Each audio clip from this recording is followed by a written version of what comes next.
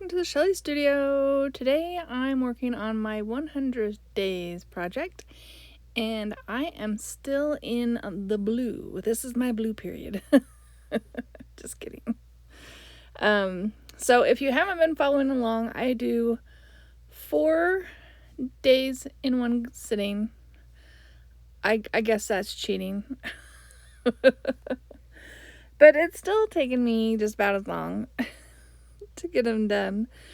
And I do have a playlist in case you're interested in the description box below, and I'll have a list of the paints I used below as well, in case you want to know exactly what colors were what. And yeah, so I've got a lot of variety there. That one was a craft paint, and these are all blue except for the white that I just added. And some of them look gray. Some of them might look a little purplish. I'm not sure. But for the most part, the blue is pretty blue. In the last video, I listed all the blue colors that...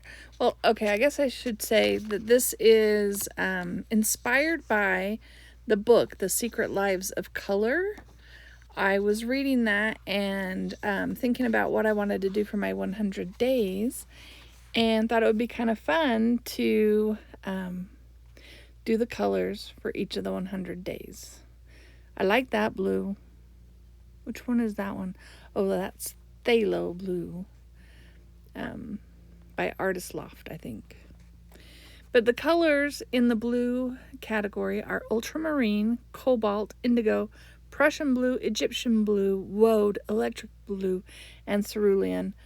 And I've been telling a little bit about some of the different blues in the book, and I hope you're okay with that. I find them very interesting, and I'll also have the book linked down below, because I'm not telling everything. I'm just picking out interesting bits to include. So yeah, I'm trying to make a lighter blue. I don't think I have cerulean. I can't remember. I've made my list, but I can't remember. Anyway, from when I did the project to now when I'm doing the voiceover. So in the last video, I ended with indigo, so we'll talk about Prussian blue. And I think it's kind of interesting how it was discovered. So sometime between 1704 and 1706, in a dingy room in Berlin, a paint manufacturer and alchemist called Johann Jacob Dieback was making up a batch of his signature cochineal red lake. Skipping a little bit, the chemical process was relatively simple, using iron sulfate and potash.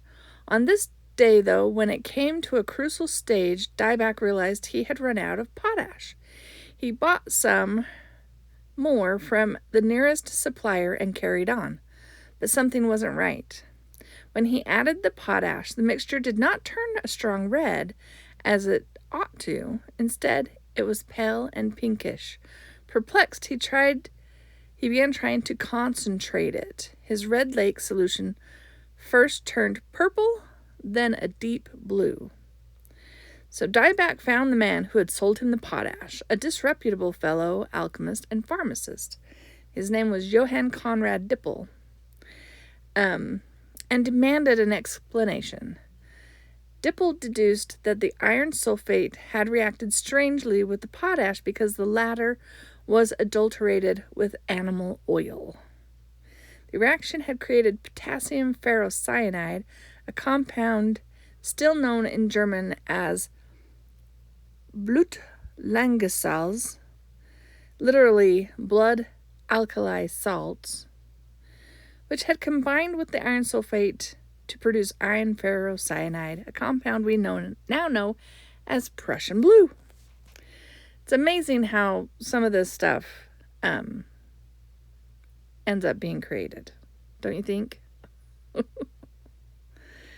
And yes, I didn't want that white circle directly lined up over my blue circle, so that is purposeful, that where I put that. Not a mistake. So it says this was a very auspicious time for a new blue, ultramarine. Remained the ideal. So I talked about ultramarine last video, but it was still fiendishly expensive and supply was inconstant. There was also a lot of other blues, but they were all slightly greenish with poor coverage and not particularly reliable. Once they were on the canvas, they'd fade or change. So Prussian blue was a revelation. It was a deep, cooler color with really good tinting strength, and it behaved well with others. So you could mix it with lead white, combine it with yellow pigments, and it worked really well. So that's why we have Prussian blue. The pigment, Prussian blue, has been busy colonizing other industries too. It's used in wallpaper, house paints, textile dyes. A 19th century British chemist and astrologer and photographer worked out how to use it in combination with photosensitive paper to make a kind of proto-photocopy. The results, which showed up as white marks on a blue ground, became known as blueprints. So that was probably before cyanotype, right? Blueprints. The original blueprints. Which is a word that came to denote any technical drawing. Also, it's used to treat people with thallium and radioactive cesium poisoning, as it prevents the body from absorbing them. And the only side effect to that is alarmingly blue feces. It's remarkable for most of its history. No one was quite sure exactly what Prussian blue was. They knew the steps to make it, but were unclear on exactly what was reacting with what. So perhaps nothing is more peculiar than the process by which one obtains Prussian blue. And it must be owned that if chance had not taken a hand, a profound theory would have been necessary to invent it. So it talks about how on the molecular level it's just like a dizzying lattice structure, and it goes into that a little bit, but yeah, I thought that was really interesting. So that is your Prussian blue, a dark, cool blue. I'm just adding some finishing touches to my first set. I think that's the first set of 4 blue, and I really like the one with the little black swirl that I'm trying to touch up the white edge on. It didn't work very well, but I like that mark. I actually did that. That was drawn in liquid indigo ink onto rice paper, and then I ended up cutting it out and gluing it on.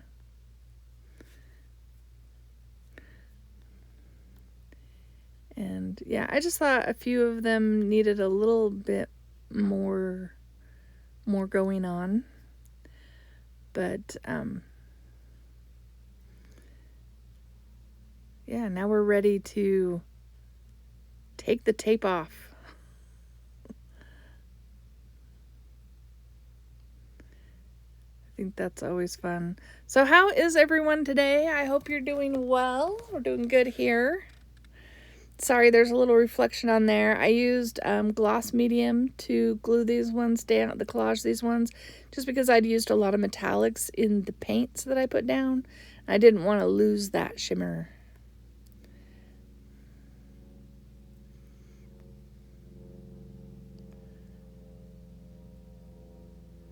It's taken me a minute to get these ones peeled back. I have a little bit of paper overlapping.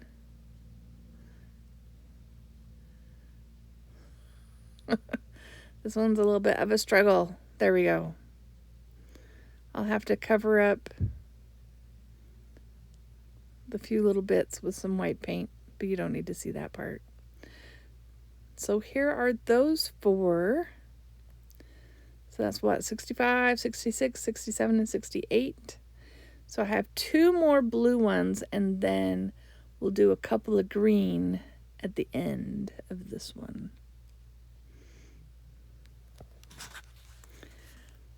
So one of the other blue colors is Egyptian blue.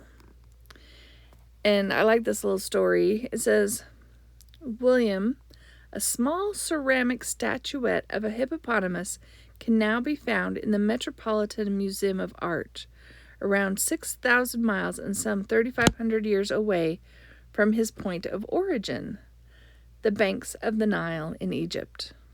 Although to our eyes he cuts a rather beautiful figure with his blue-green glazed skin decorated with flowers, to his creators he would have seemed far less benevolent. Hippos were dangerous creatures, both in real life and in mythology, where they might upset your journey to the underworld.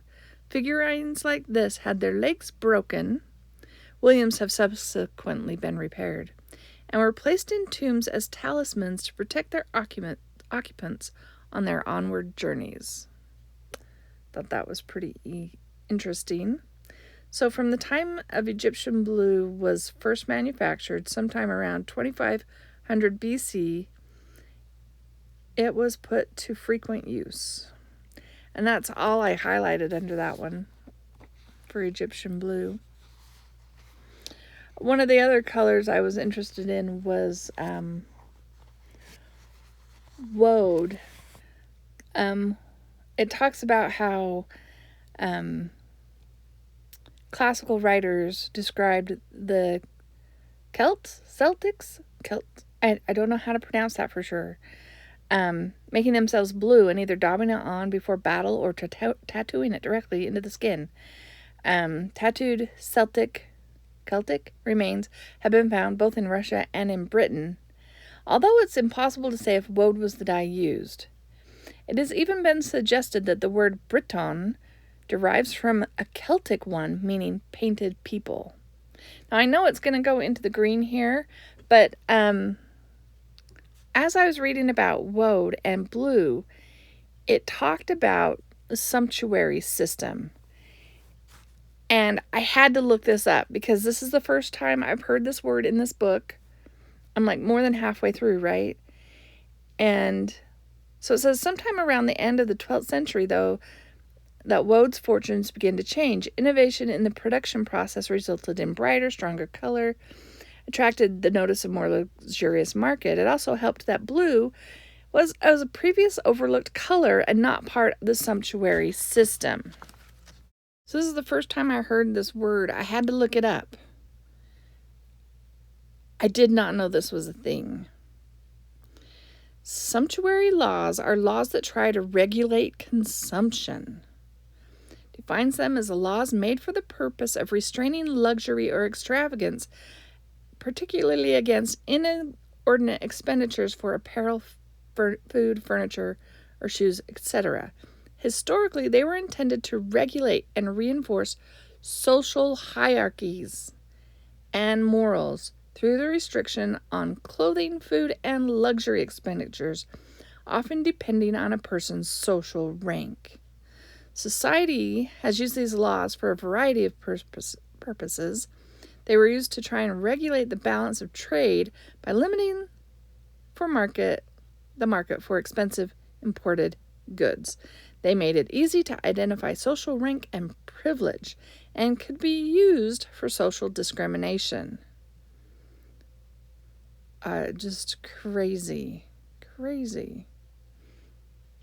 And I know I read here somewhere there's one called I don't know, it's named after a town in the United States, a city, or where you are not allowed to wear a brooch or a pin on your garment unless your estate was worth more than 200 pounds.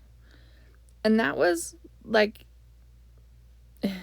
I want to say the 17th century. I don't know. It was a while ago.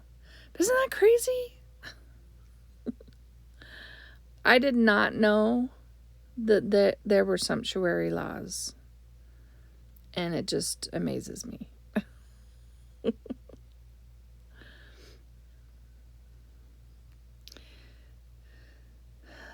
So we are finished with the blue and we're going on to the green, and next week will be all green.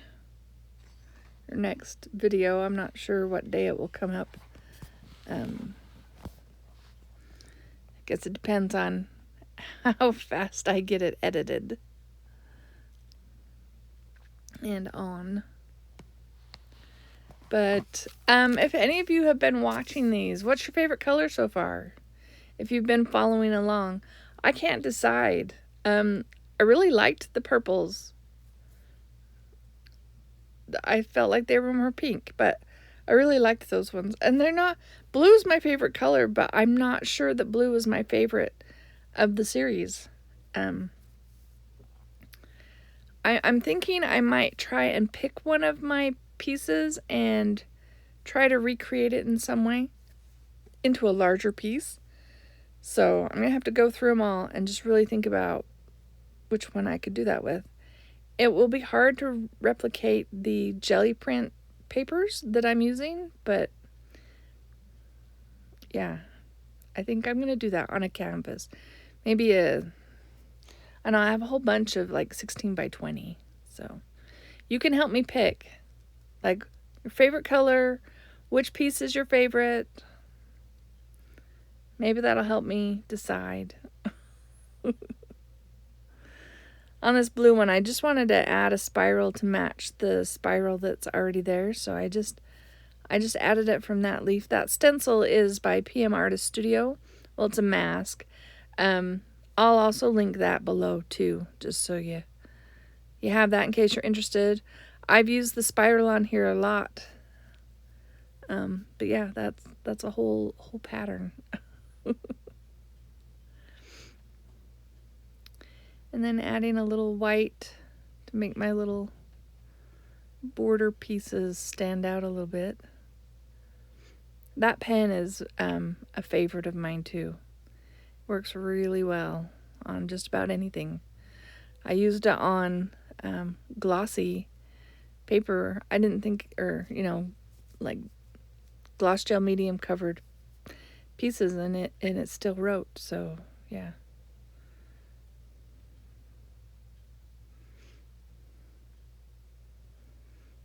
Adding a little bit of black. I need some drama. Drama.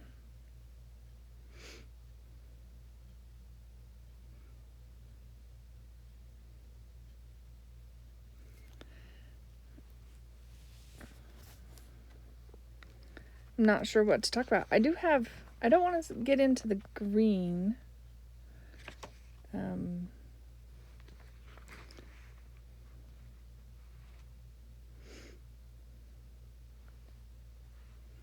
There's a little bit more about Woad. It says, just as the madder farmers had done before them, those involved in the woad trade tried to stave off the inevitable.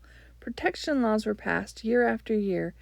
Emperor Ferdinand III of Germany declared that indigo was the devil's color in 1654. French dyers could not touch it on pain of death until 1737, while in Nuremberg, dyers were still swearing an annual oath not to use it until the end of the 18th century. There was even a smear campaign against the imported indigo in 1650. Anyway, there's a little bit more information. I hope you enjoyed this video. If you did, please give it a thumbs up and leave me a comment if you'd like. Thank you all for watching. I hope you have an awesome day.